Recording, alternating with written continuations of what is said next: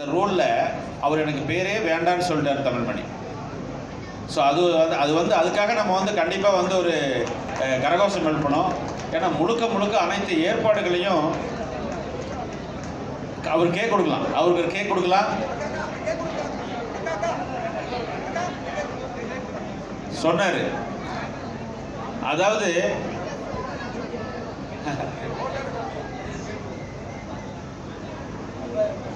இல்லை தொடர்ந்து நம்ம லஞ்சுக்கு அப்புறம் நிகழ்ச்சி இருக்குது.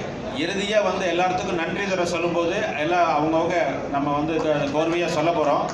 இருந்தாலும் இந்த கண்டெஸ்ட்டில் அவரை அவர் ஒருத்தருக்கு கெஸ்ட்டாக இருந்து நீங்கள் மற்ற இந்த டீமை 84 பேட்ச் கேக் வெட்டினாங்க ஹானர் பண்ணுங்கன்னு மேலே கூப்பிட்டோம்.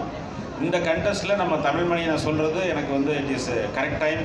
பிகாஸ் நான் ஒரு 2.5 months செப்டம்பரில் தான் நாங்கள் உள்ளே வந்தோம். முதல்ல தெரிஞ்சது உள்ளே வந்தோம். அதுக்கப்புறம் நவம்பர்லேருந்து ஃபுல்லாக நாங்கள் இந்த 60 டேஸாக நாங்கள் 2 பேர், ஒரு குறிப்பாக நான், சுரேஷ், வின்சென்ட் ராஜா, ராகவன், தமிழ்மணி, நாங்கள் எல்லாம் ஒரு இன்டீரியர் ஒரு டீம்.